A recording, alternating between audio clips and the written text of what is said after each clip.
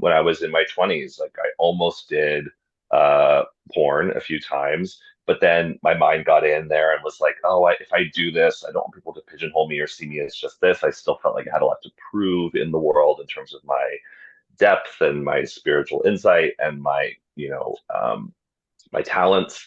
I'm back. I'm here with Men of Yoga off the mat to help bring another amazing episode of our podcast. And today we get to be with one of my favorite mentors, one of my favorite people, a true star, Rocky Heron.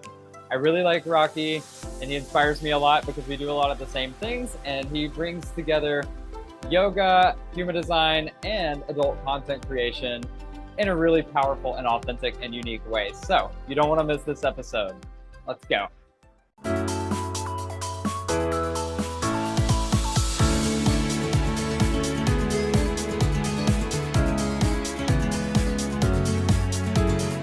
Welcome back to Off the Mat, folks. My name is Will, and I'm super excited because in today's episode, I've got two rock stars who will be joining us. But before we get into it, I want to go ahead and bring in my co-host. Come on in. Hello, everybody. It has been a while, and I've been very sad to miss some of these episodes in season 2, but I'm back, at least for today, and I'm really excited to be here with not only the one and only spiritual guru, but also another hugely inspiring figure, friend, and mentor in my life, Rocky Heron. Hello, Rocky. Hi, good to see you. Good to see you too, always. Rocky and I met at one of the craziest parties I've ever been to. It was a 40th birthday party of like, I don't know, 5-7 days or something at the Jungle Neighborhood. And that was a really cool way to meet. And we've stayed in touch since then, and both have had some parallel experiences since that time. We both are yoga teachers. We both have gotten into human design, and we both are also OnlyFans content creators. So we have a lot to share with each other. And we're gonna nerd out a lot on human design today, but I happen to be a projector. He's a generator. And so on an energetic cosmic level, we also have a lot to offer each other. So that's why we've stayed in touch. And that's why we're here all together today to talk about some very interesting things. You're here. Yeah. So, Rocky, do you want to introduce yourself? Does your sacral want to say anything? You know, I'm gonna say no because like I never quite know how to introduce myself. Like I'm Rocky, here I am, but it's always interesting to hear how others introduce me because especially with you, Coco, because I know how deeply you see and perceive and what you recognize. So I'll invite you to offer an introduction based on your unique perception of me, if you'd like. Wow, I feel like very psychic. I knew that's exactly what you were gonna say. I will Um, say too, before we go into it, I didn't get the dress code for this call, and I'm feeling a little overdressed. oh yeah, Um, girl, you are do, so overdressed. Level up. okay, I don't have a harness though. Is that okay? That's totally fine. You have a chain, and That's you've true. got That's true. some really beautiful pecs that I'm sure our audience would love to I mean gaze upon. these titties, all those I, chaturangas, you know. I just got Hmm. to meow. I just got to meow real quick. I just had to turn my mic off because I was meowing over here, and I thought that you'd appreciate some audience response. Y'all are gonna show off pecs. I'm gonna show off my battle scars. Oh wow, Hot. I know. that Hang on for a sec. Boom. oh wow, Damn. That is looking that's good, hardcore. bro. Yeah, I finally got a cleavage. I was gonna say it kind of looks like almost like airbrushed pecs. Uh-huh. Well, my husband wanted me to make a tattoo and make an arrow pointing downwards. Good Eyes idea. down here. Right, exactly, exactly. Don't forget to visit down there. So back to you boys. Hmm. All right. Well, now that we are all on the same level and a little bit Hmm. more comfortable, Um, yeah, we wanted to talk to you, Rocky. We wanted to elaborate. We've mentioned human design to our audience, but it's not possible and not easy to unpack it all in just casually mentioning it. So we wanted to go into that more. We also wanted to talk to you about your journey um, in evolution, stepping not necessarily out of yoga world, but expanding into new territory and what that's been like as Hmm. you've had a big transition, a big new beginning, and it's fun and exciting, and also you lose people, and Hmm. the way that people see you and perceive you changes as you step into new Hmm. territories. So um, I know that yes or no questions are your favorite. Um, so why don't you start by telling us about what it's like to be a generator and how that began for you? Like, what about human design ignited your enthusiasm and lit you up first? Um, well, I've always been curious about kind of what it means, like just the existential dilemma of like, oh, here I am, like I'm embodied, I'm me, I'm not quite sure why or how or to what end or what purpose, but here I am. And, we land here in these bodies without much of an instruction manual on like how to operate them. And there was always something about me that felt like that just didn't really resonate with what I was being taught in terms of like how to move through life, like the type of goals to aspire towards, how to conduct myself. So you kind of like try to smash yourself in these homogenized boxes of conditioning, and something always just felt like missing for me. And I think that's why when I found the yoga practice, it resonated with me because at least at the time, I liked kind of having instructions on like how to move, how to breathe, how to explore, how to, uh, uh, inquire in regards to just like the human condition. And, yoga seemed like it was providing me with either answers or questions or processes to explore that. But it also, the more I unpacked the system, started to seem a little limited or kind of cookie cutter. There was something missing about kind of the uniqueness of what made me me. And so I've dabbled in different systems throughout my adult life, and a couple years ago, I was working with a friend who is an NLP coach, and we were doing some work together around just kind of reframing my personal narrative and examining like blockages that I might have in terms of just my self-expression and all these things. And one day, randomly, he said, "What's your birth information?" He sent me your birth time and stuff, and so I texted it to him, and then he uh, uh, responded with some screenshots from what I now know was the My Human Design app. And I had no idea what it was. I didn't know what human design was. It was just basically general information about the generator type. And as I was reading it, it just really hit me.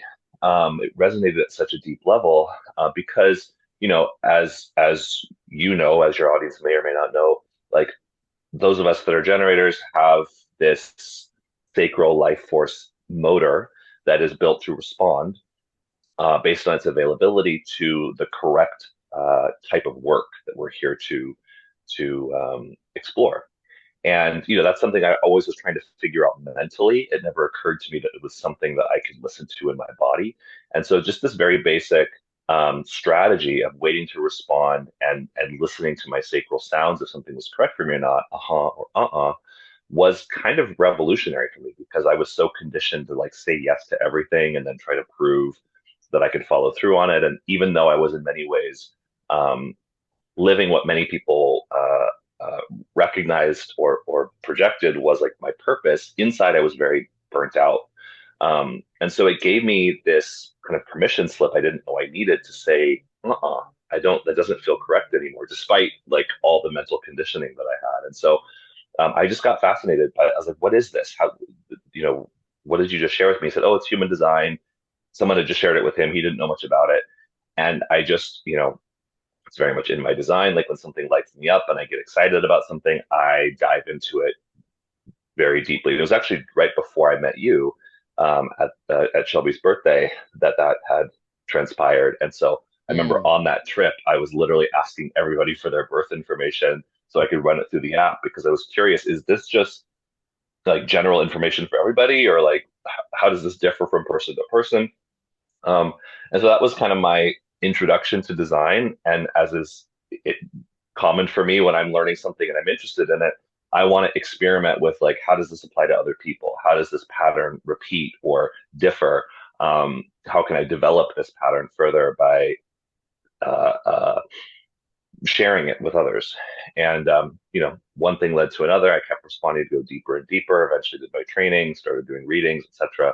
But it really started with just basic information on the generator type and how that really hit home for me. Yeah, and totally like at parties like that or experiences like that is such a fun place to just like be to have that filter of human design as you're like, wow, like what's going on as my aura interacts with all these other auras, like this person's really magnetically drawing me in. This one's like repelling me. This one's Hmm. um absorbing me or this one's penetrating me. Hmm. It's very cool. Human design, as I said, it's like it's so multi-layered and so complex that in a podcast episode, I think the best we can really do is ignite your curiosity about it. Um, but it's basically a system that allows you to know yourself on an energetic level. You start to understand not just like in this very confusing, subjective way. Like I have chakras and I think this is what's going on with them. And it's like, no, you get to peel back those layers and just look at the raw blueprints of who you are and see how your defined or undefined chakras are, projecting out and creating your aura, which gives you so much insight to how other people see or project onto you, how you start to interact with other human beings before you even share any words. And it Hmm. gives a lot of insights and understandings to things that have been painful or frustrating or difficult for you in your life. Hmm. So Rocky has mentioned already like the sacral response and like conditioning around saying yes to everything. Hmm. The generator type is designed to be in response to life, not to be initiating and making shit happen, which is kind of the conditioning that all of us get. You should all be like, just like go make it happen. And Yeah. when the generator type is doing that instead of living in response, the general overarching feeling is frustration and at its extreme, burnout. Hmm. For me as a projector, it's different. I get the same conditioning, but it also doesn't work for me because I'm also designed to, just kind of exist and take care of myself and wait to be invited. Although at my core, I really want to share wisdom with everybody and guide people. But if I'm doing that out of order, I'm not waiting for invitations, then people are just like, who the hell are you? And reject what I'm trying to share. And then my response to that is bitterness and then also ultimately burnout. So another weird thing is like, I get to experiment with this at parties also is like I have a penetrating aura. I have a shocking, penetrating gaze. And I'm used to like interacting with people and seeing people kind of like taken aback by the way that I see them. Like they don't always want to be seen so deeply, or they don't always want to be Hmm. shocked or penetrated. And so I've learned how to reserve myself in a way and protect myself because of Hmm. learning about human design and just knowing that, oh, that's why people respond to me in the way that they do. Hmm. Hmm. Yeah. Yeah, I've always been interested, I think even as a yoga teacher, in kind of where spirituality meets science or where like the mysticism or mystical experience can be substantiated through our physiology. And I think human design was the first system that, it when you hear about it, it feels or it's can appeal to the kind of more woo-woo, like spiritual sentiment, but the deeper you dive into it, you realize it's a very form-based mechanical system. Um, the surrender that design is asking you to uh, uh, yield into is not a surrender into some, esoteric concept. It's a surrender into you, into your form, into the mystery of your body. And as somebody that's always been interested in embodiment practices and just kind of the wonder of this form, like it occurs to me like my life is our life is what it is because it's the time that our consciousness enters this body. And so I spent so many years trying to get out of my body, trying to like transcend the body. Like classical yoga philosophy is very much focused on that, and the kind of shift into like tantric practices and um, this acknowledgement of the uniqueness of our form really found me kind of turning more towards life and turning more towards what it means to be alive and embodied. And design really gave me the blueprint, as you mentioned, or like the unique instruction manual, how that looks like for me, and also how that looks like for other people. Instead of saying this is how we can all work on our embodiment, it's like no, actually, we all have a different process that we can um, explore to actually discover who it is we uniquely are. Totally. I got into it in a similar way because, yeah, I love a system. I love like a rational system, but I also am interested in the woo-woo. I love the intersection. And I was already an Hmm. embodiment practitioner. I was already doing some coaching, but I felt like it was hard for me to not project my own experience onto other people, or just like I didn't want to offer this blanketed approach where it's just like everyone needs to be doing yoga. Everyone needs Right. to be doing my thing. And I wanted to Hmm. learn about astrology. And so when I found out Hmm. about human design, and I was like, this is the way that I want to learn about astrology because it's combined with systems that I already know, like the chakras, Hmm. and it's showing you, okay, like all the same information that astrology gives, but it's like, but how is it actually in me? Like, Hmm. how is it in me on a chakra level? And it helps, for a visual person and an embodiment person, it's just fantastic. It gives you this visual understanding of what astrologers are talking to you about, Hmm. and helps you to actually see the person that you're talking to. And instead of telling them what worked for you, help them to discover what's going to work for them. Totally. Now, do you guys have do you both have like a network and or like a course, or is there like I don't know, like a coach that's popular in this space that's spreading the word like fire at this point? Because you two are well, there's a third person. There's also Jonathan, who I spoke with a couple of episodes ago, who's also into the human design. And so, the more that I hear about it, the more that I begin to understand. And I'm just kind of curious: is there like a popular human design space that people log into to get more information or find out there's courses in their area? Do you two facilitate this kind of study?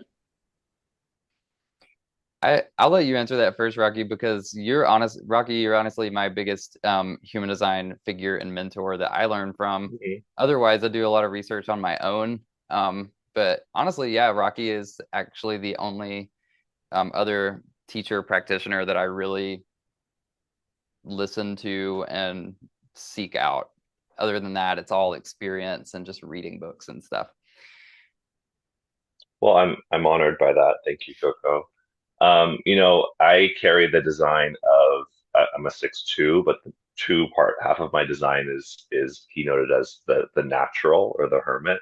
And I've struggled a lot of my life to kind of people say like, how do you do what you do? What course did you take? What book did you read? And it's always difficult for me to answer that because I kind of gather and synthesize information in my own kind of unique way.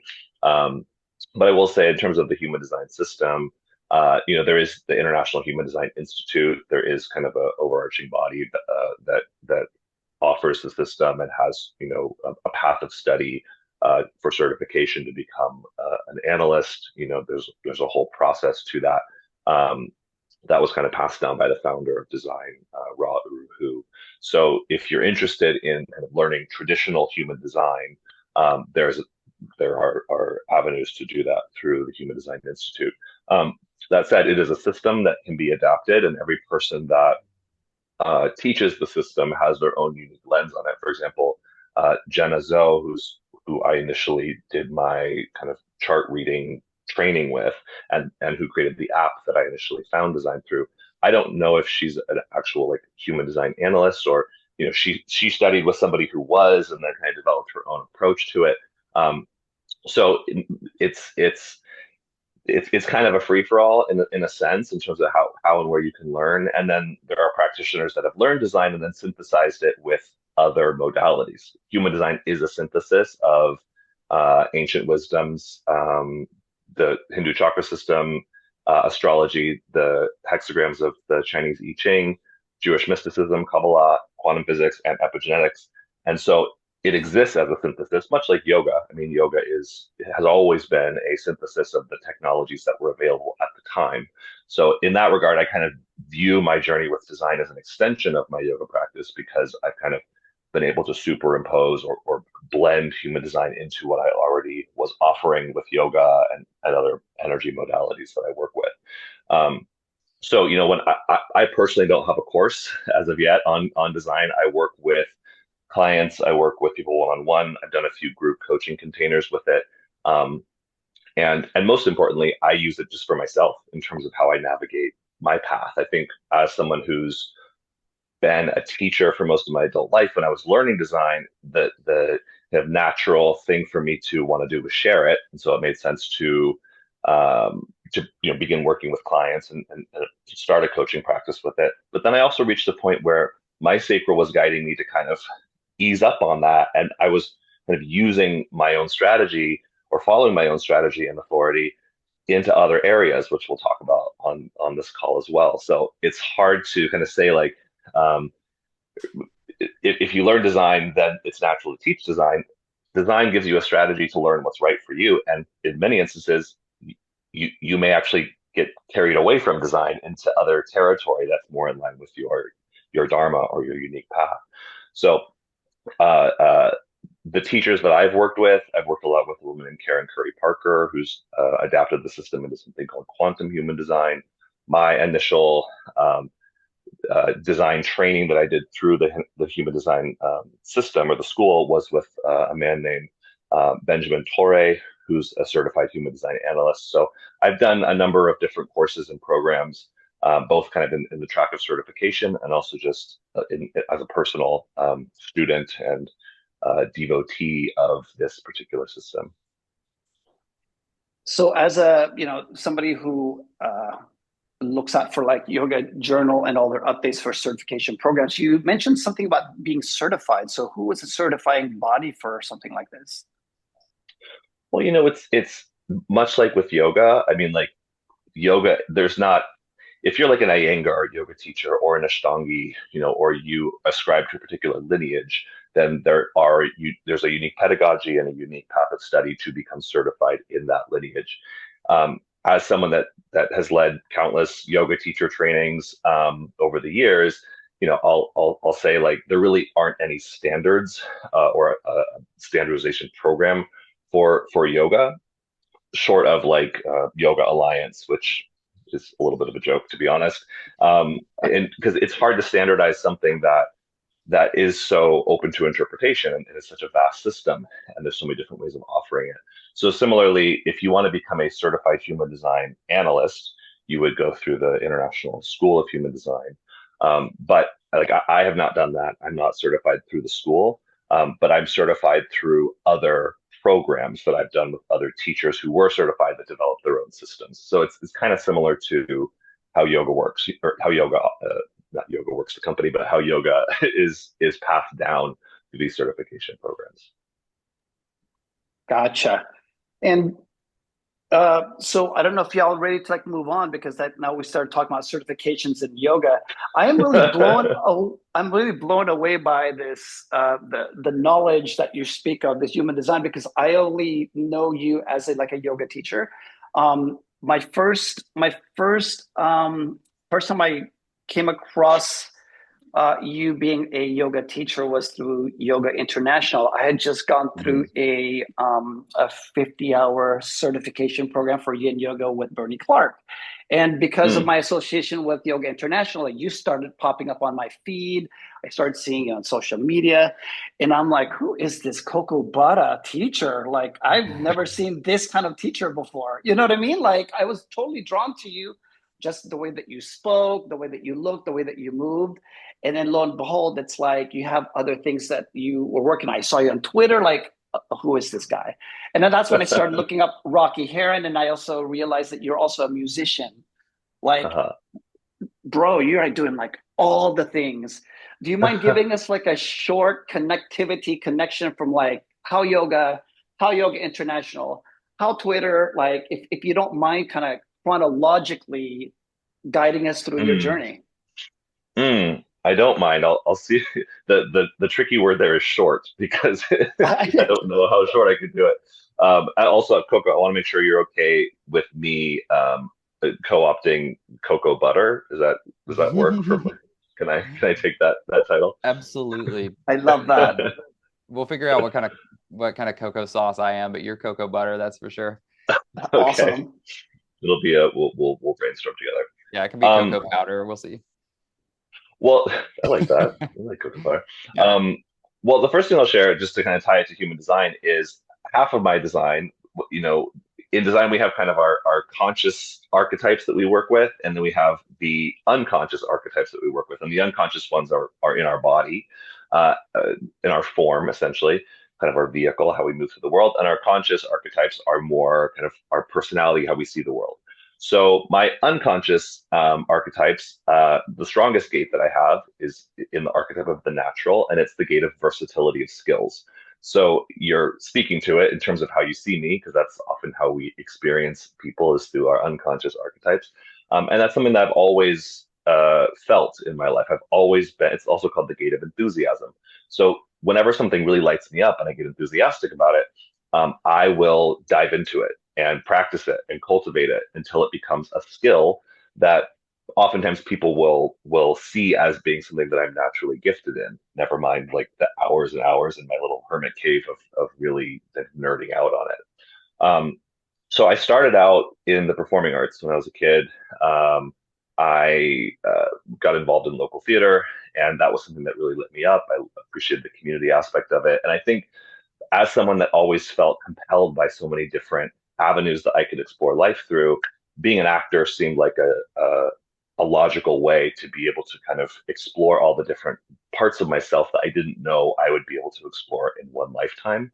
So I went to school for acting here in Los Angeles, and during that time, I think I just became so overwhelmed by the the the odds of in terms of like how to actually succeed in this industry. And when I started learning about it was around this time that like The Secret came out and Law of Attraction was a big topic of conversation. And I really wanted to know like how can I leverage my success and use my mind and use kind of my energetic alignment to advantage the results in my life that I wanted to experience. And so I got really into meditation and reading as much as I could about like manifestation and how to kind of turn my thoughts into reality. And that led me to yoga. I had a friend who was going to yoga often, and they invited me to come. It was a donation-based class. I didn't think I'd really enjoy it, um, but eventually I stumbled in one day, and I just felt so. I think as a sacral being that works with a lot of themes around like struggle and frustration and like um, just the overwhelm, as Coco was saying, of like how to make things happen. Um, it was such a beautiful environment for me to really focus and work hard and harness my energy in a way that felt healthy for me. Where at the end of the classes, I just felt so satisfied. I felt so accomplished. I felt like, okay, I've done my work for the day. Now I can actually feel into what's correct for me, I guess. Um, so I was going to yoga pretty regularly. I was like 18, I think, at the time. And eventually, after finishing school and working every possible day job you can imagine. I was just super miserable, like being asked to focus on things that I had no enthusiasm around. It was the most frustrating thing. And so I was like, there must be a better way for me to like pay my bills while and pay my rent while I'm pursuing um, a career in the arts than like waiting tables or answering phones or folding clothes. And so I dabbled with a few other different things. I took like a training in hypnotherapy. I was like, can be a meditation teacher. I don't know.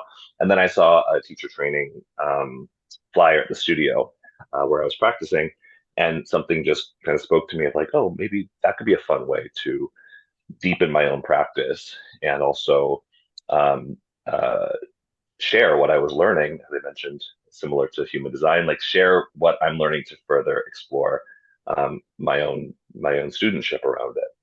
So I did the training. Concurrent with that, I had also started teaching myself guitar. My dad is a musician. I've always been a singer. Always loved music, and I think I my artistry was kind of evolving, where I was becoming less interested in playing other characters and more interested in exploring all the different characters I had within me and using my own voice to kind of mm, articulate and explore my own journey. And so I was kind of concurrently learning guitar and developing skills as a songwriter, playing open mics and stuff around LA, still auditioning, did my teacher training. And then actually at one point, my yoga teacher that I was going to, I guess it was the first class I took from him. His name was Tamal Dodge. In Shavasana, I heard the most beautiful music. And after I came out of Shavasana, I asked him, who was that playing? What was that song you were playing? And I realized there was a guitar sitting next to him, and it was him. And so that was kind of the first realization I had along the lines of kind of versatility and skills of like, oh, maybe there's a way to integrate these two things that I'm interested in. I could be a yoga teacher that also plays music.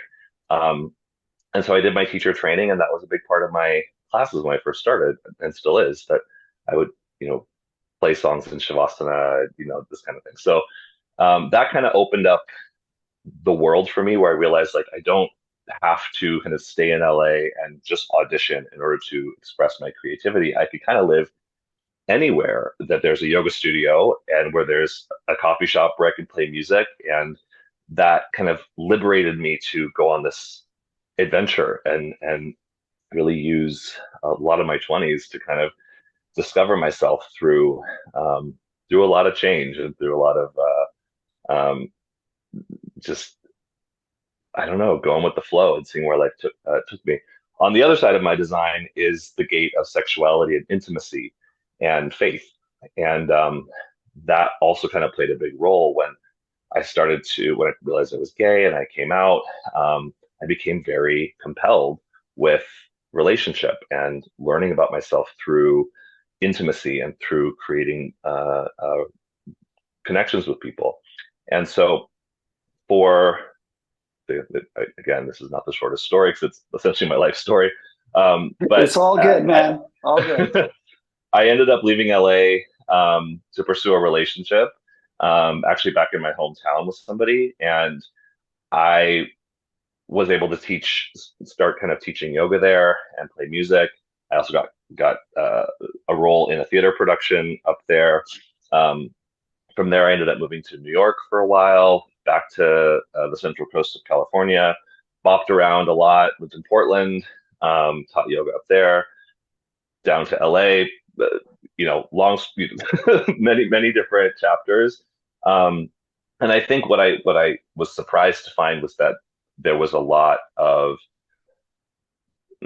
there was so much more to what it meant to be a yoga teacher than just teaching local drop-in classes, and I was compelled to continue developing my skills and develop my career as a teacher.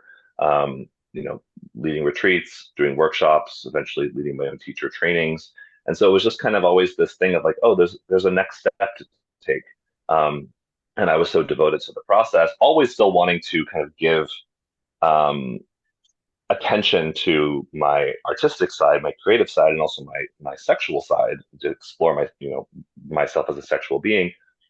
But doors kept opening for me in the yoga world, and I, kept pursuing them. So in terms of Yoga International, in 2013, I did my 300-hour teacher training with one of my mentors and one of my favorite teachers, Noah Maze, who I had initially come across on Yoga Glow. I was just fascinated by his mind and how he really taught in a way that I had never experienced before. And so I studied with him and trained with him. And then I had a conversation with him and his wife. They had just opened a yoga school, and I was saying, I'm kind of interested in evolving my career to be more kind of international and be able to travel and teach and possibly teach online one day. Like this was just kind of the next thing that I saw people developing into. And so I ended up joining the faculty at their school and spent, I think, about 8 years traveling the world teaching the curriculum that we had developed together um, all over. I was doing like 5, 6, 7 teacher trainings a year on the road and really got to see a lot of the world doing that. And then it was the logical next step to try to get a contract with a digital platform to kind of expand my reach in that way. And so the first contract I received actually was with Yoga Glow. I did a program for them. Um, and then one thing led to another, and we were able to secure a contract with Yoga International. And that ended up being a really beautiful relationship for the time that it lasted. I was able to pour everything that I had learned with a very, through very diverse styles of movement training um, into the classes that I offered there. They were super open and receptive to me doing a little bit of everything from like functional movement to skills and drills, like conditioning, meditation stuff, vinyasa, like everything. And I think along the lines of versatility, I've always been interested in developing like versatile skills, even within the realm of teaching yoga. So that's that's the very like cliff noted version. But it was really during the pandemic and the lockdowns that the travel part of my career kind of took a pause, and I was able to invest a lot more in teaching online and kind of develop that further. And that's when it seems like a lot more people came into contact with my teaching because they were at home, and I had a lot of classes at that point that I was offering online. What an amazing journey, man. I kind of got stuck for a moment about the teacher who was playing the guitar, who was performing live in Shavasana. And I like Mm. had this vision of like, where's this going? Did Rocky start like offering naked yoga and become that guy naked playing the guitar? Like, like, Oh, well, it, that is part of the journey. So actually when I did my teacher training, this was in Santa Monica in 2007. At that time, like I put some flyers up around town saying like I'm offering private yoga. I think I had like a Craigslist ad. I just didn't know how to get my feet wet teaching. And someone hit me up for a private yoga session. I went to their place and up in the hills, and we had a lovely session together. And he said, I'm a part of the naked yoga community in Los Angeles, and I think that if you're looking for a teaching gig, that would be a really great place um, for you to get started. I think you'd really vibe with the community. And at the time, it's ironic now or interesting now, but I was very apprehensive about like anything naked. And I think I really wanted to establish myself as a reputable teacher. I didn't really know what how that might uh, I just didn't know what that experience would be like, and what the classes were like there. But he said, go check out a class. I think you'll like it. I ended up dropping into a class there with one of my dear friends now, who I actually co-teach with at the Gayborhood often, Donovan McGrath, who does amplified yoga. Um, it's kind of a long story where I was like, wait, that was you that I took that class from like 20 years ago. And the class was amazing. I had such a great experience, and I thought, yeah, this would be a really cool environment to both kind of confront and liberate myself from some of my kind of blockages around my body and sexuality, and also get some experience teaching. So I ended up getting on the sub list there and sub some classes. And then when I moved to New York, I was hired by Aaron Starr to teach at Hot Nude Yoga, which was my main kind of source of income and teaching gig for the year that I lived in New York. So I actually got my start teaching at Naked Yoga Studios. That's fantastic. I think it was like 2 episodes ago we had Victor, Victor, who is the person who took over Naked Yoga Warrior, and Mm-hmm. he took that from Aaron Starr, and Aaron's going to be joining us towards the tail end of this season. So I love that y'all are like connected through like this Men of Yoga podcast. That's very cool. Yeah, And yeah. so, did you ever like play your guitar naked? Oh yeah. All Oh yeah, right. of course. Of course. Yeah. I think, in the beginning I didn't really know what I was doing. Like I just, you kind of mimic and copy the sequences and stuff and the instructions that you hear other teachers offering. And so, I was kind of trying to throw everything that I had into my classes. And so I was like, even if the class sucks, at least in Shavasana, I can serenade you with some Sanskrit mantra on my guitar.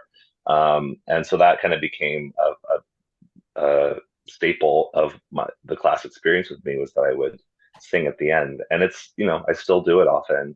It's a really lovely way to finish class and it's something I've always enjoyed doing. Actually, I've put out a number of albums as well. And the first album that I ever put out was a 5-song EP of the songs I would sing in Shavasana. It's called The And Requiem on Spotify. I love that. And like, do you write and produce your Hmm. own music? I write it all. I've co-produced all of my that album I actually did produce. I worked with an engineer, but I produced it. And then my albums since then I've like co-produced for the most part. Yeah. I listened to a couple of songs and like, okay, Mariah, you got a beautiful voice. What did you Oh, say? I said, okay, Mariah, Oh, Mariah is you have a his beautiful goddess voice. queen. Mariah is my queen. I don't know what's still up on YouTube, but back in the day, I kind of got my start on YouTube doing acoustic covers of Mariah Carey songs. So if you I'm do a at the deep look. dive, Yeah, I'm gonna have to look that up and reference that like on this episode. Comments below. yes, yes. And then so what is it that like led you and opened the doorways to creating adult content? Great Hmm. segue. So let's see how to answer that question. I mean, the short answer is my sacral responded to it. Oh no, It no, no, no, was no. This is where you get to talk long version of well, this. I'll dive in deeper, but Okay. just in terms of kind of pulling the threads together with human design, it's something that I always felt compelled to explore. When I was in my 20s, like I almost did uh, porn a few times, but then my mind got in there and was like, oh, if I do this, I don't want people to pigeonhole me or see me as just this. I still felt like I had a lot to prove in the world in terms of my depth and my spiritual insight and my talents that I felt like it would take away opportunities for me if I really let myself move into that and explore that. But I didn't know at the time why I was compelled to do it. I just kind of figured I was young and I was horny and there were experiences I wanted to have. And it felt exciting, but it also felt really risky. And so I just kind of continually, I don't say I suppressed, but I kind of took that side of myself and put it over here and continued to show up as kind of Rocky the yogi in the world. But there was always this frustration in me that felt like, and again, come to find out, like the strongest gate in my design is the gate of sexuality.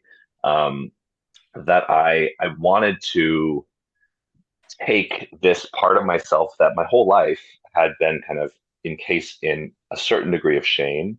Um, I had experiences as a kid where I was caught doing things or caught exploring things with friends and it just was always something that I felt I needed to hide from the world. If the general public who knows me as Rocky on Yoga International were to see this other part of me, it would discredit everything that I was pursuing. Um, or at least that's what my mind told me. And so it's interesting that, for me at least, I think at age 37, I found myself kind of not responding so much to teaching yoga anymore, at least in the way that I had been before. That was a big part of learning human design, is that my sacral was like, I'm not available for this. And it freaked me out because I was like, what am I going to do? Like, this is how I make money. This is how the world knows me. Um, this is, who a lot of my network kind of is connected to me through this. So if I don't do this for a time, um, what's that going to mean, in terms of just my survival and my acceptance in the world? And then, a couple years ago, I started an OnlyFans kind of as an experiment, but I was mostly teaching like naked yoga on there and sharing more kind of erotic art, kind of OnlyFans light, I would say.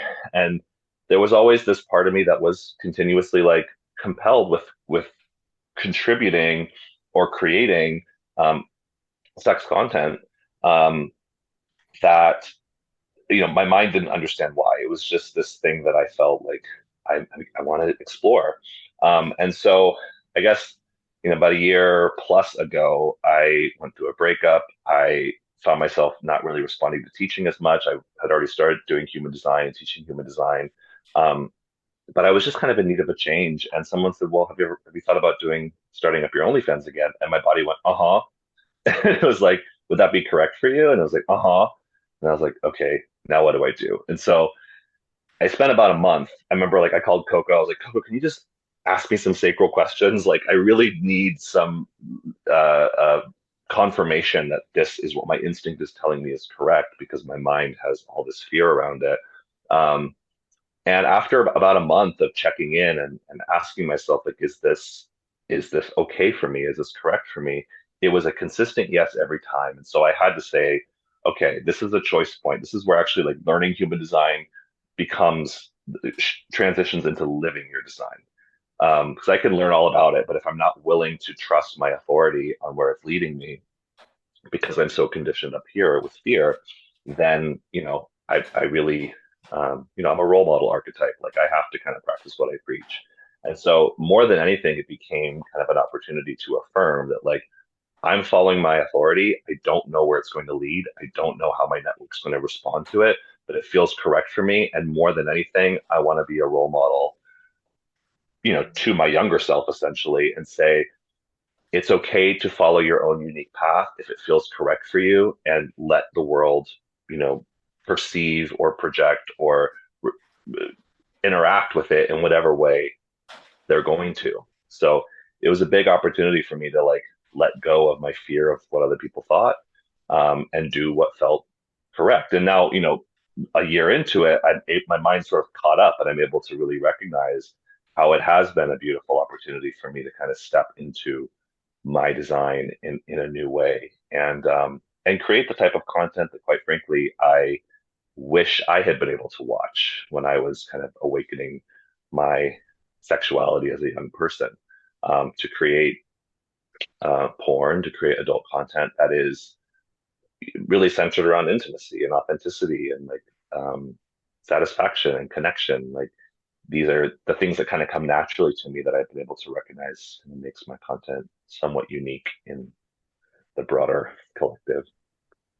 You know, with so many with so much content that you produce out there, like you are in a lot of lanes. Do you have a team, or is it all written, produced, performed? Do you like carry your own bags?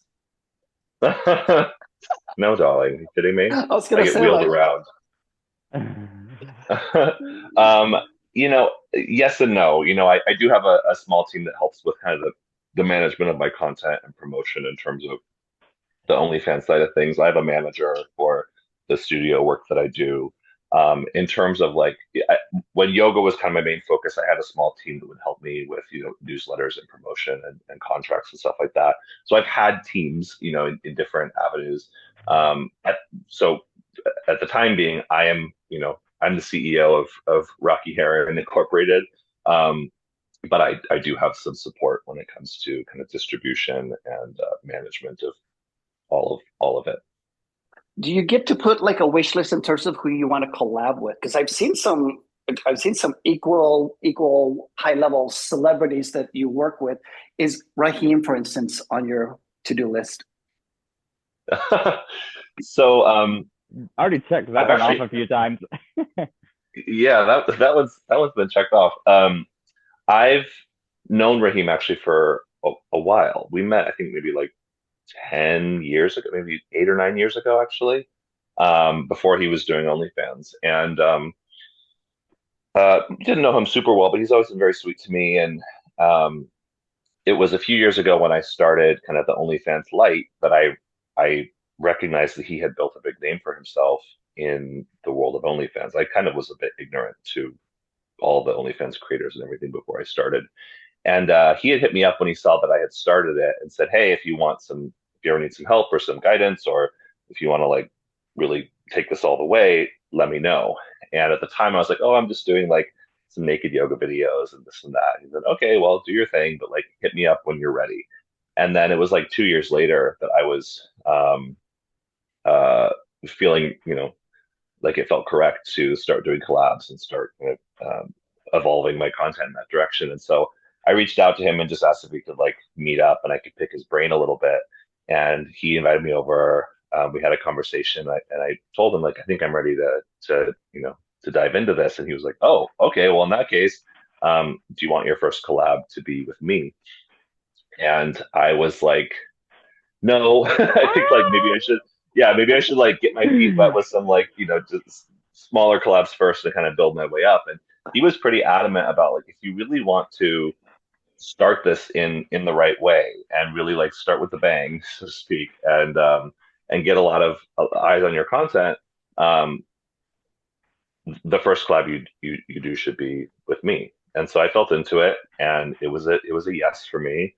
But he's got like a million plus like Twitter followers. He's, you know, it wasn't like a way to kind of sneak my way in. It was like this is a big kind of reveal. I'm going to do this. And he also, I'm traditionally a bit more of a top, and he was like, if we do, so is he. But I was like, he's like, if we're gonna do a scene, it needs to be a verse scene. And so I was like, okay, my first collab is gonna be like the biggest creator, like doing a verse scene, like that a lot of people are gonna see, fully, produced, etc. Um, I ended up filming it like a couple days before my birthday, so my gates of sexuality were in the transits when we filmed it. Um, and yeah, I mean, long story short, like that was the first thing I ever put out was my collab with Raheem, and to his credit, like he really did come through for me and help me get a solid start, kind of mentored me in a sense for the first few months, just to kind of make sure that I had momentum and had like the right kind of contacts and collabs to help me really build and grow my page. Then in December of that year, he invited me to join him in Brazil. We did a big collab trip down there. So yeah, Raheem was a really big help in me getting started. And I think Raheem, he kind of takes people under his wing for a time, uses his status and his exposure to help people get their foot in the door, and then ideally kind of send them on their way to continue discovering, their own kind of brand and their own style. That's what an amazing story. I'm going to have a talk with my team for not digging deep enough to find that, to do the research. Oh, oh, I can I'm send you like, some wait a links if you minute. want I had on my notes like this would make a great question. to. I mean, it's still, I think it's a beautiful scene that we shot, and it was really, yeah, I'm really proud of it actually. It occurred to me as I was watching it too, like this is the type of porn that I didn't get to see when I was growing up, like two black men that were creating something that was very intimate and very playful and very organic and very Oh yeah, sensual. That was yeah. shot really, really tastefully, really beautifully. So I felt proud to put that out. It's still my most popular scene that I've released. Well, I'm going to turn the microphone to Coco. Coco, when are you going to put out that content with Raheem? Well, I have not been invited, so it's a waiting game for me as I do my own thing, and yeah, I'm really proud of the content that I put out as well. It's different. Me and my husband put out fun and all kinds of content, really. We're pretty versed as well, so we try new things. We do some weird stuff. We do some kinky things. We do some playful things. but we live in a really isolated area, so we don't actually have any opportunities to collab very often. So we'll see. I don't know if I'm going to continue to do OnlyFans long term. I don't feel like it's necessarily like my lifetime calling in the way that, or like my purpose in the way that it is for Rocky.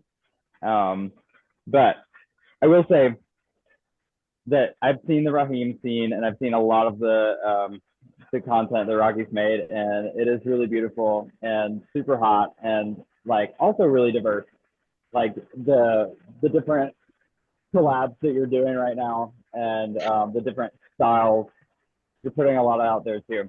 And also you're starting like something that's really exciting to me is you're having another stage of like integration that I see, just in the way that you were talking about integrating your talents and skills as a musician and a yoga teacher.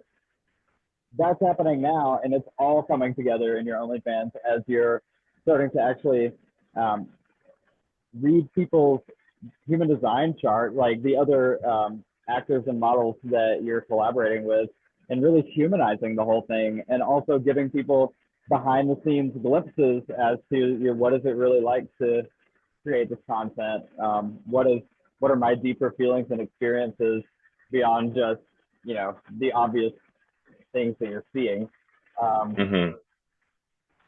I kind of lost my train of thought because it started raining so hard just now that it like paralyzed my brain. I don't know if y'all can hear it, but I wanted to say also that something that I think is profoundly interesting, and really I wanted to make sure that we talk about it a little bit, is that you talked about having the gate of sexuality, and it's part of the channel of mating in your design. It connects the sexual center to the emotional center.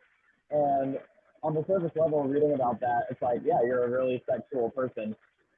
You're fantastic at the one night stand. But you've told me and helped me to understand that for you, sex is a gateway to intimacy. Like the actual intimacy comes when sex has helped to like break the walls and the barriers down. And I think that's Mm-hmm. like a really, it's an interesting thought for a lot of gay men. Yeah. Uh, shall I respond? That my sun gate is called in traditional design or in the I Ching, it's called the gate of dispersion. So it's really this idea of like dispersing your seed, like sharing your energy with the world, and also it's about sustainability. How do I sustainably distribute and disperse my energy throughout the world? Um, it's called the gate of sexuality because it's really about breaking down barriers and kind of breaking down blockages in the aura so that you can connect with the spirit. I'm born on the cross of spirit. So like spirit and sexuality are truly like keynoted throughout my design. And even my incarnation cross is very much about nerding out on exploring the mechanics, the details that can lead to greater intimacy. I'm a sixth line being, archetype of a role model, and this gate that I have is the gate that is kind of undergoing the most mutation on the planet right now. That's why we see so much mutation around gender identity and around mating and the function of sex and sexuality and how we connect. Um, so it's really about nakedness. That's why I bring up the story about teaching naked yoga and the boundaries I had around that, because to be naked is not just taking your clothes off. It means being willing to be seen in like who you actually are. And it's interesting to me that there are so many people willing to take their clothes off and like share their sexuality on the internet or in the world, but they're still very terrified of people seeing the truth of who they are, this kind of fantasy of your nakedness and how people project onto it, which I find leads to a lot of burnout for people. And then the real kind of spiritual nakedness that is a feature of really dropping the mask, so to speak, and letting people see you. And that's why I think one of the reasons I love human design is because it gives you a strategy to actually decondition all the stories that you have that have told you it's not safe to do that. It's not safe to just be who you are in the world. And so that's really my purpose. That's really my mission. That's what I think people experience when they're with me in my aura, is a space where they can feel comfortable to just be who they actually are. And even when I hook up with people, I hooked up with someone recently that was like, wow, it was really, it was like, I guess a one night stand, you might say, but this is like, I really enjoyed sex with you because I realized I'm so accustomed to playing a certain role, or that like it's expected of me to be the this one, the more kind of feminine encoded, like sub encoded, whatever. But that's not really who I am. It's just how I tend to show up in my sexual relationships. And with you, I felt like I could just be me. And it's not something I do consciously. It's just like I don't want anything other than that. I want to know who you actually are, and I want to connect with who you actually are. And that can be triggering for some people. It can be enticing. It can be confusing. It can be intimidating. But that's what I've kind of learned to surrender into, is that for me, it's about like finding your spirit and where is that. And I say like sex is a useful tool. Like if someone comes over and they're all clothed up and they're kind of like nervous, like sex is a great way to get naked with somebody. And then it's oftentimes the conversations that you have after sex when you're just kind of naked and like still kind of intertwined in each other and relaxed, that like where I get sex is satisfying, but like I find those conversations are even more satisfying. And then like if there's a round two, the sex is so much better because now you actually are just you're able to be yourself. And so that is what I recognize is a I think what's somewhat unique about not just the content that I make, but just how I connect with people. And really, it's about transparency. In the Gene Keys, the gate of sexuality is called the gate of transparency, to be able to be seen and honest, about who you are. And it's what I do with my human design clients, with my friends. It's not just about sex. People often will crave a sexual relationship with me because of, me and the content that I make. But what I'm really available for, what I'm really here for is like an experience where you feel like you can be seen and you can be who you really are. And so I love looking up the charts of the people that I collab with and my friends, anybody, because my design is kind of the design of Tantra. Like how do our auras intertwine with each other? What is our chemistry here? And how does our sexual energy play off of one another's? And I don't want you playing a role and me playing a role. I want to see what's actually unique about how our authentic energy connects, because that is what creates, the orgasmic experience of like, divine energetic intertwining, which sometimes is expressed through sex and sometimes it's expressed through conversation. That's beautiful.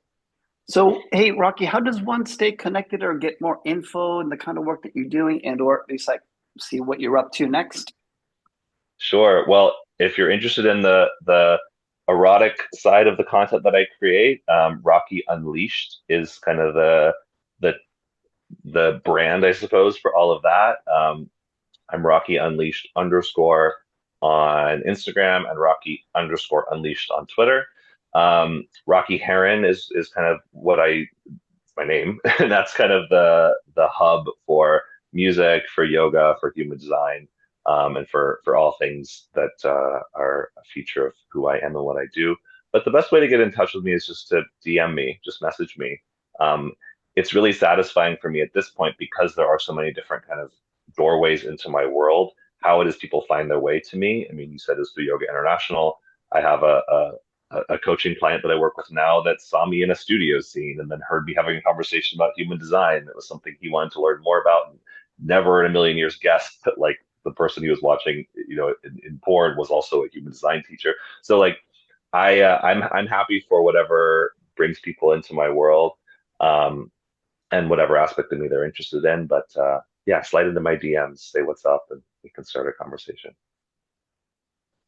Well, thank you, boys, so much for carving time and joining us for our program. Rocky, it's really been a blessing to meet you. And Coco, thank you so much for coming back on the panel. It was a pleasure to be here. Yeah, I've been going through some hard stuff and very unstable and like unpredictable what my mood is going to be like from day to day. But I think I'm stabilizing, and I was really happy that I was available and also in a good mood to be here today. Well, I just want to say thank you for having me, both of you, and thank you for the invitation to show up and share. And Coco, I just want to tell you, like what a huge role you've played in my life in just helping me see and recognize my uniqueness, and also just the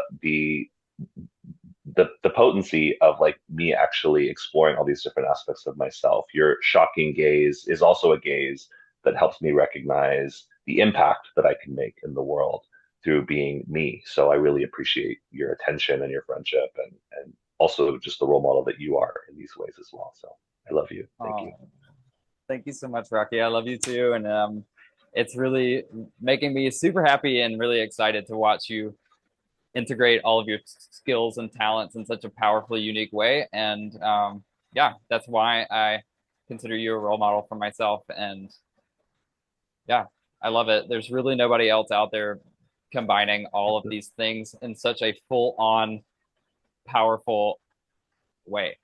So, Well, thank you. Let's see what mhm. happens. Well, boys, please join us again. Don't be strangers. And until we meet again, thank you all for being here. Blessings. Thank you both. All right, dude, that's all for this episode. Thanks so much for listening. We hope you enjoyed it. And if you did enjoy it, please remember to subscribe. And if you want to plug into the Men of Yoga community even more deeply, you can follow us on Instagram and or Facebook. Links are in the description. And also leave us some comments. Let us know what you liked about the episode, as well as what other juicy topics you'd like for us to open up and explore, because it all gets to be here. All right. So go have a great day on and off the mat, and hopefully we'll see you next time.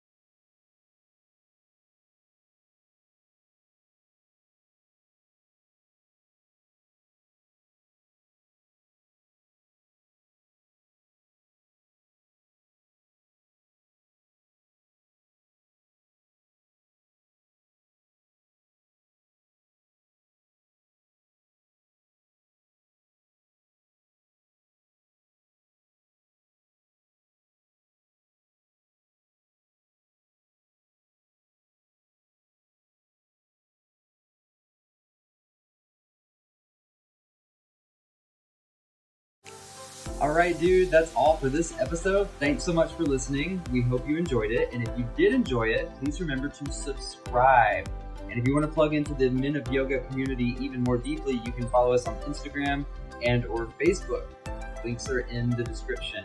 And also leave us some comments. Let us know what you liked about the episode, as well as what other juicy topics you'd like for us to open up and explore, because it all gets to be here. All right. So go have a great day on and off the mat, and hopefully we'll see you next time.